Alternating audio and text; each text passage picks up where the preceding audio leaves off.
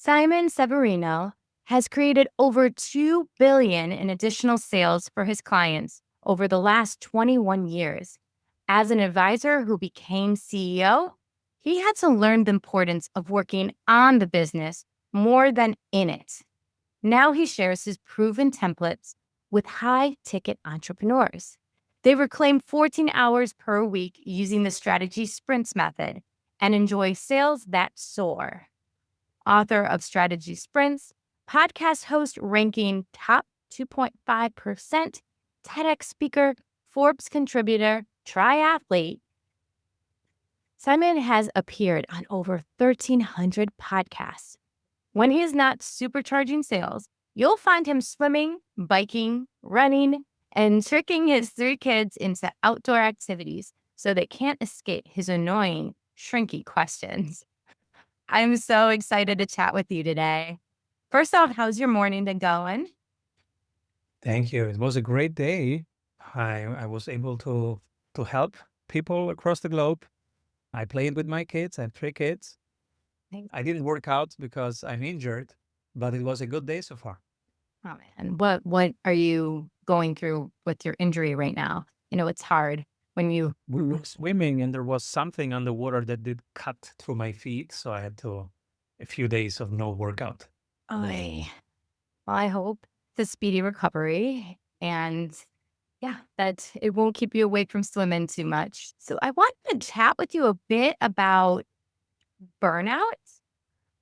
I know a little bit about your story. You hit a wall doing everything yourself, sales calls, delivery, marketing, administration work.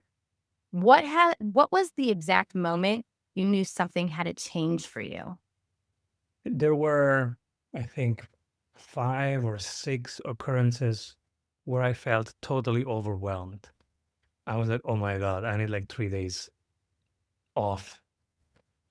And since you can't just take 3 days off when you are on a roll, because that's usually when you have committed to work, I started doing a quick mind map on what's on my desk right now. So Mm. this project, that client, this project, that client. And then I said, okay, what if I cut it in half? And what if I cut it in half again? And it felt liberating as an exercise. And then I had just the few most important things. And I was like, let me try this as an experiment. What if so I did cut it in half twice. I have only a few things. Let me run this week with only these 4 things Mm. as a focus. And let's see what happens. How much damage is actually gonna happen? And it turns out the damage was 0. Because the people who were needing something more, they were just screaming louder. And then I was deciding if I accommodate that or not. And so that became my favorite exercise. Whenever I feel overwhelmed, I write down what's on my desk, I cut it in half, and I cut it in half again. So it didn't happen anymore. In the last 10 years, it never occurred in that intensity again for me to be overwhelmed, because it became my process. I call it the circle thing.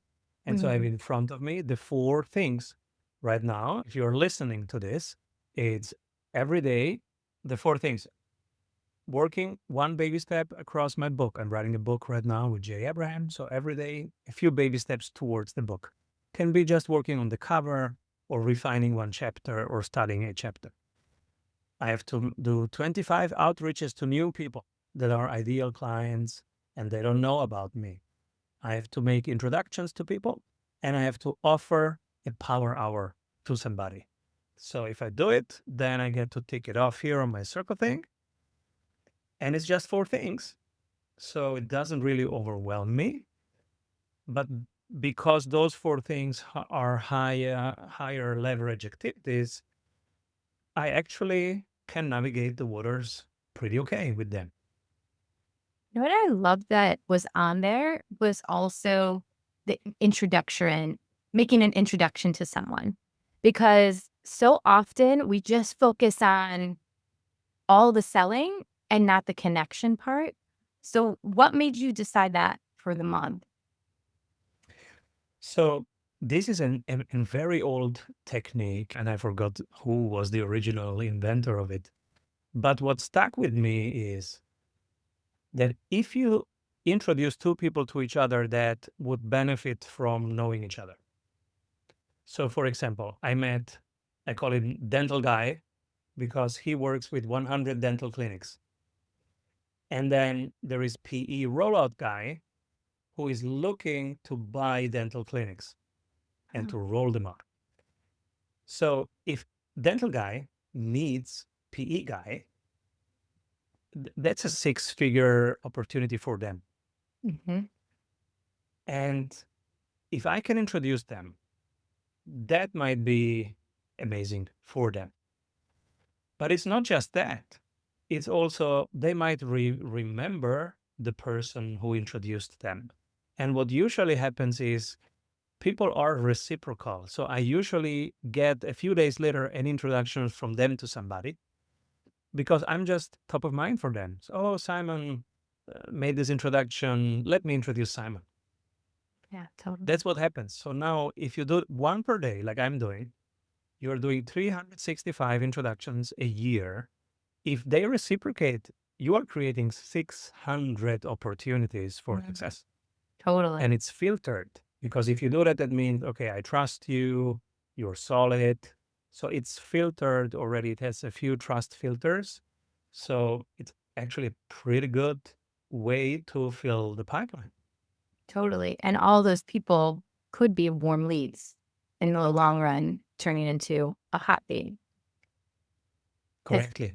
Because we know that cold leads can be more challenging. And what would you say someone that is trying to get their brands more out there, but are afraid of the cold reach outs? What would you say to them?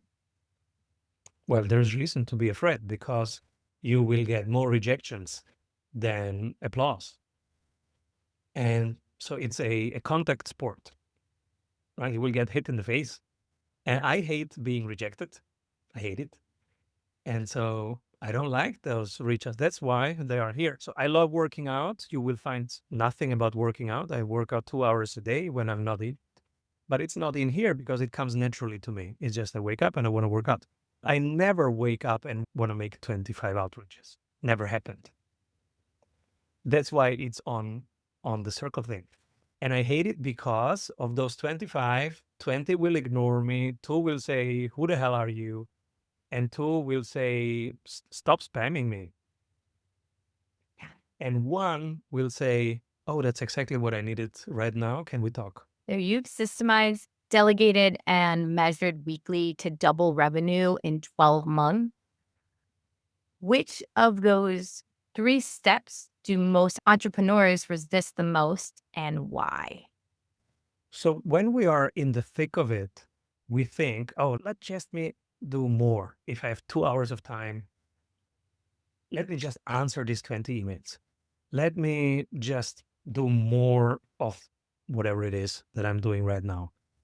That's the hypnosis, if you want. That's a state of mind. And so the one thing that they hate most is stopping and reflecting and Mm, working on the business. Yeah, but I don't have time to work on the business, Simon. That's why when we coach people, the first thing is we help them, well, first of all, do this circle thing activity so that they reduce the amount of activities that they do. Now they relax a little bit because they see pipeline filling without all these hours. right. Now they start having more pipeline. So the second step that I have to help them do is that pipeline actually increase the win rate. So can we increase the win rate to 30%, 40%, 50%, 60%, so that when you talk to 10 people, you close six become your clients. And after that, I have their buy-in. Now they start hiring their first executive assistant or virtual assistant. If I say it too early, then I don't have time for that. I don't have the budget for that. That's why there is a sequence of things in our coaching program, being it the strategy sprints program or the 200K program, where first we help them free up time, then we help them make cash flow, and then we work on the business so that they can do more strategic things. But if you start too early with the strategic things, you get immediate pushback. I don't have time. I don't have the budget. Yeah, totally. The strategy sprints, is that what this method is called? Yes. So our main program is a 90 days strategy sprint, which is made of 12 weekly sprints. On Monday, we define together what's the most important thing to do. And on Friday, we learn from the week. Okay, what did you do? What did work? What didn't work? And whatever worked, we build upon that. Okay, let's do more of this. In Hmm. 12 weeks, you have 12 times the chance to find stuff that works for you. And whenever we found it, we build on that. It's really cool. Too many entrepreneurs become prisoners of their own creation. They create all these systems and then they don't understand any of them, or they're all overwhelmed because they have to make sure that they're following this pipeline and then checking on social media. What's one early warning sign that a business is about to start running the founder instead of the other way around? So it's most of the times, right? We start something because we want freedom, but then actually it's running us, right? And we end up thinking about it all the time. And so i- we all are creating this golden cage all the time, Yeah. all the time. Now, how do we get out of that? We do the circle thing, so we minimize the task. We increase the win rates. Now we have the budget to delegate to a first assistant and then maybe more colleagues. So we start hiring. And then the third thing is to make time in the calendar to work on the business, not just in the business. So, for example, I have scheduled an hour a day where I walk, and I call this CEO thinking time. And there's nothing on it. It's just blocked as CEO thinking time. But I know I have to get out for 60 minutes and walk Mhm. in nature. And I usually pick one question to ponder. And it can be, what's the current bottleneck in my business? Or what's one thing that could make it wow for my clients? Or what would make my clients bring all their friends if I did that? So one question, and I walk for 60 minutes with this question in mind. I'm not holding it particularly tight. I just walk in nature with this question. And whenever I come back, even if I didn't have the solution, it was usually well invested time. And if I didn't solve it, then tomorrow I will walk again with it. But what happens is that you start to priming your your brain to that question. And so when I go to sleep, I forgot about it. But the next morning I wake up and sometimes a little bit earlier and I have already the solution. Mm. If someone listening could only change one habit this week to grow faster while working less, what would you recommend? I would start with several things. So you can download it at strategysprints.com. It's called the Strategic Action Calendar. Mm. And really, it helps you write down your four few things that you commit to do every day. And I think that's enough for you to see what's important and what isn't. Because you have small fish stuff and you have big fish stuff. And now, if you select four big fish stuff, you relax automatically. As soon as you do a few days of that, you feel proud of yourself. You feel that you have accomplished something, that you have actually moved the needle forward Mhm. versus I just answered a ton of emails and social media posts, but I feel empty. Yeah. Yeah, I know you've also worked with corporations, and understand to the dynamics. I have a lot of listeners here that work, the 9 to 5, and maybe they want to pursue something on the side, but they say they don't have the time and energy. So adding this circle chart might be helpful for them, but they might even still say, I don't have time. What's your response to that? I don't have time. Well, how much time does it take to hug your dearest ones, if that's important to you? Well, I have 3 kids, so one could say, and I run a global business, so one could say, this guy doesn't have time to play with his kids every day. Well, guess what? I have time because it's 24 hours. It's a Mhm. lot of time. So in a particular year, I think it was 10 years ago, I decided to wake up earlier than usual because I was lacking me time. I had no me time. I decided it's important for me to have me time. If I can't have that from 8 to 8, well, then I will make it at 6 a.m. Yeah. That 6 a.m. became 5 a.m. Now it's normal for me, 5 a.m. every day, even the weekend, because now it's normal for me. But it was on my circle thing. I said, I will wake up at 6 a.m. And then I said, I will meditate at 5 a.m. So I put it in here. I committed to it. And now for the body, it's the most natural thing. 5 a.m. I wake up without any alarm. 5 a.m. my body is ready. And because I decided that I I want me time and I deserve me time. And then I looked for the day. Okay, if I'm not willing to cut it out in the middle of the day, well, there is still before the day and after the day. So you can cut it before, and you will be surprised how much time there is before other people wake up. It's magical. Hmm. And then, if you look at high performers, they all wake up very early. Dalai Lama wakes up very early, does his stuff. Sadhguru wakes up very early. All the big CEOs wake up around 4, 4:35, because that's the magical time when they can think things through or just, work out, read a book, meditate, whatever feeds your soul, right? You can do it in that golden hour. And then uh, there is also another option if you are more of a night owl. What actually happens at 8 p.m., 9 p.m., 10 p.m. in your life? Are you really every evening going coolest club in Ibiza? Or is it Netflix? If it's Netflix, maybe it's more exciting to build your own business, to build an app, to write a book. Maybe that's actually more soul nourishing than Hmm. Netflix. And you are writing a book, and you've written one before. What energy, or I should say, what kind of system do you use to help you achieve the finished product? So first thing, I hate writing books. I wrote one. It almost burned me out because I'm not a writer. I can't even speak English, barely. I speak Italo English, and so my writing is terrible. And I'm not a writer. I'm more of a speaker. And it was terrible. So the first book, I had a full team helping me. I was basically talking the book and they were writing it. And then there was editors and publishers, and it was a team sports.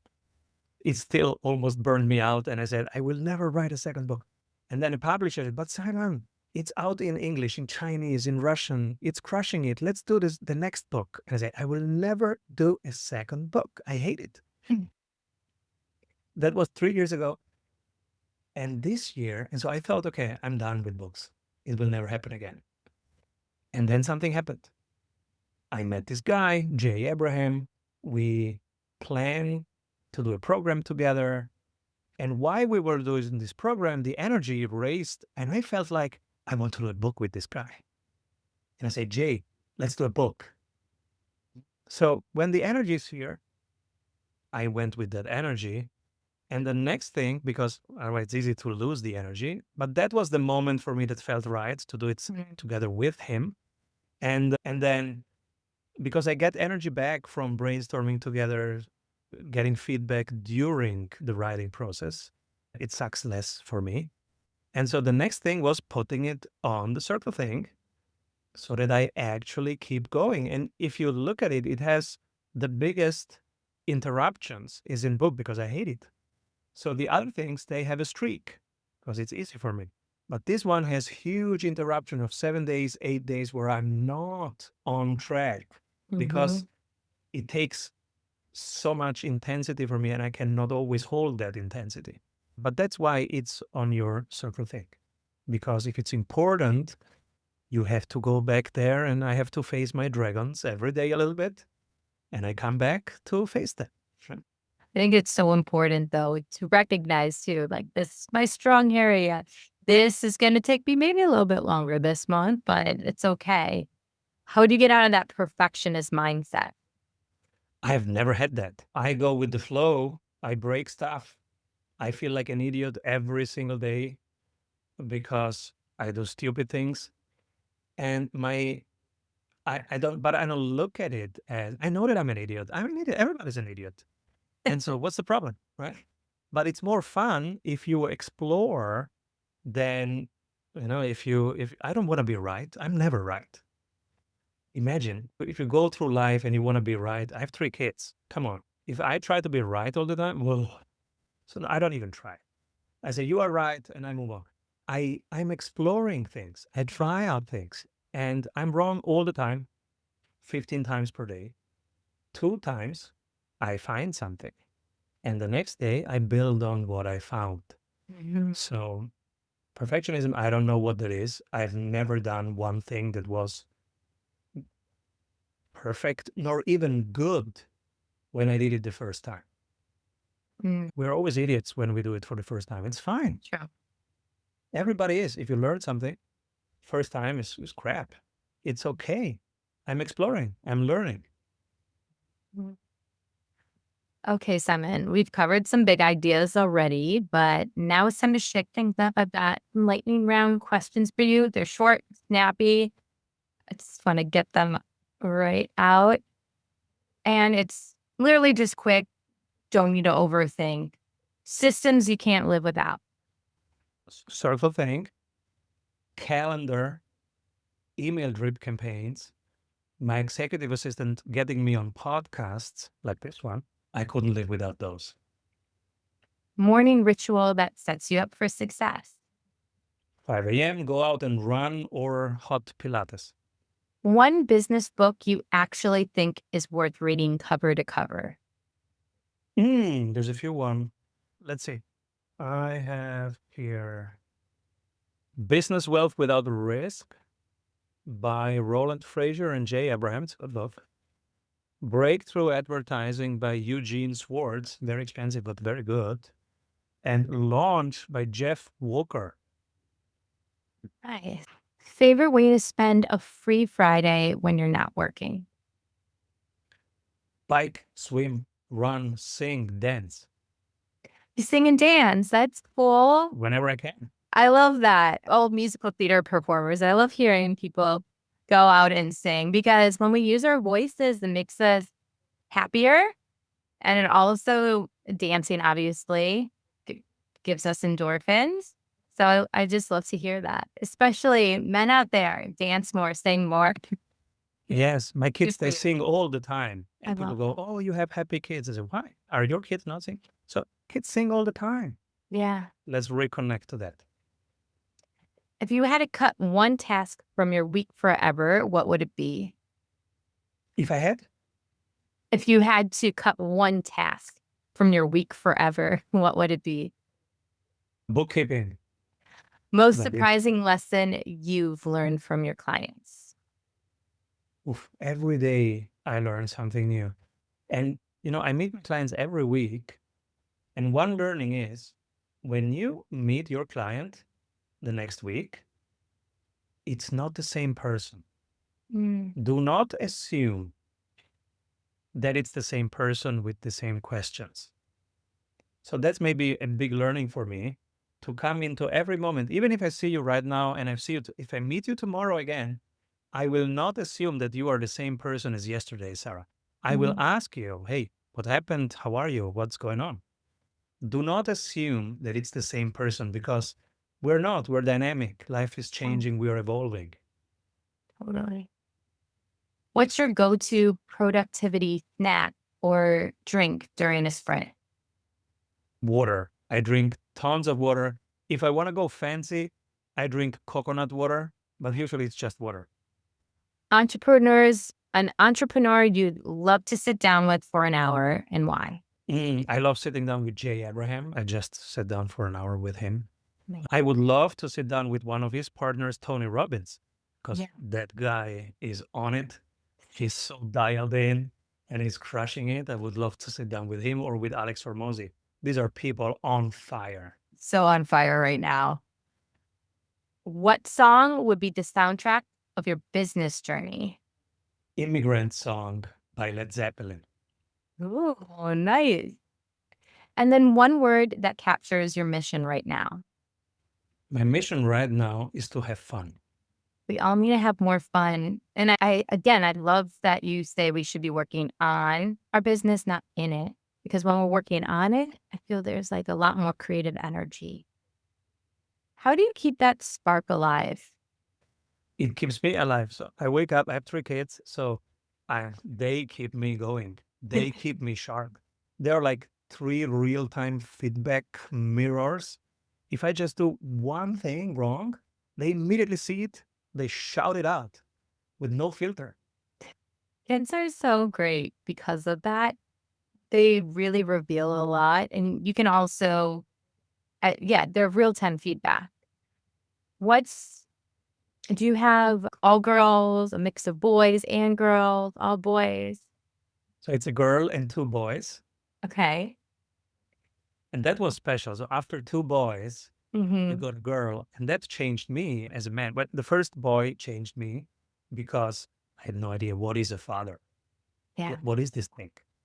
How to do it? No clue. And so the first boy, Federico, he taught me what a father is. He Mm-hmm. just told me what he needs. Yeah.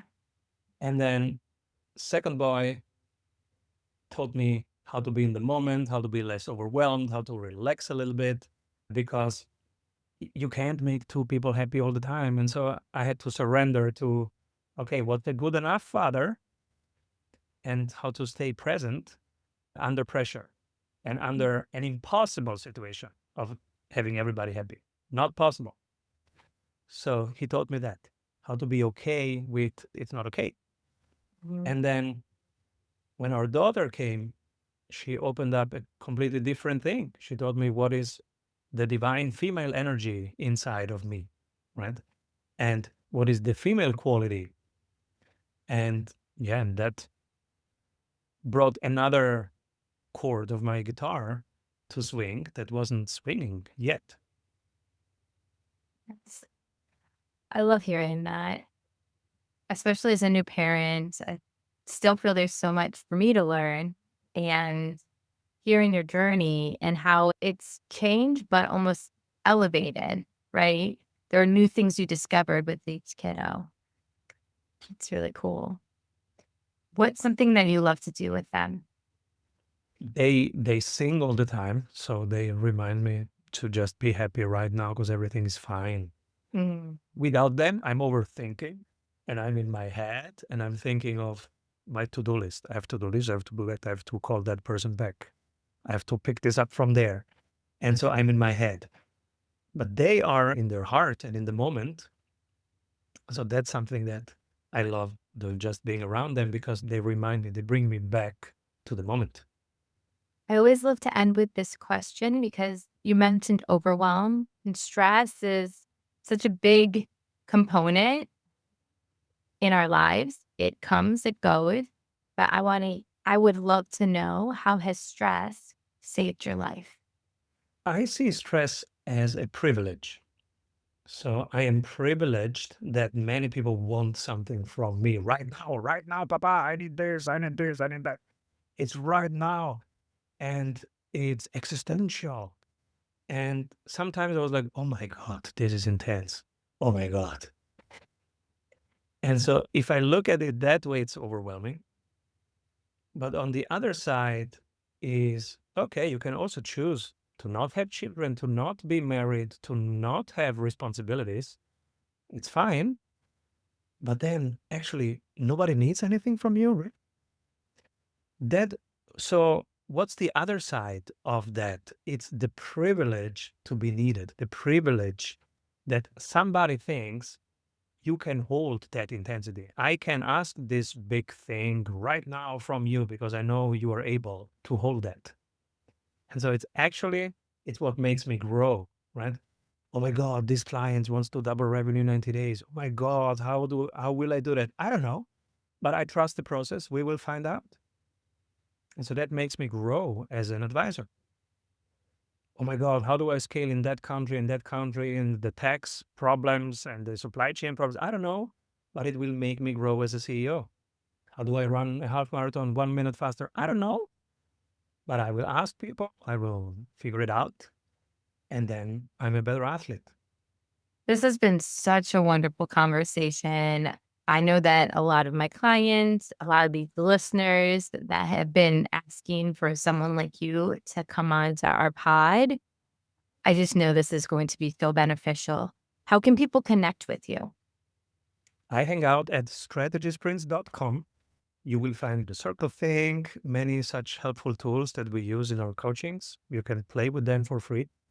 And also at strategysprints.com, you can even jump into our community. It's a 7 days free trial. You can hang out with us, try out stuff, and taste a little bit of everything, of the people, the tools, the inputs that we have, the masterclasses. And if you like it, you can hang out with us. Incredible. Thank you so much. And everyone, please share your takeaways. And you can contact me at Sarah Alysse Coaching on Instagram or go to our website, livewellenhanceyou.com. Otherwise, I will remind y'all to speak well and be kind to yourself on this self-love journey.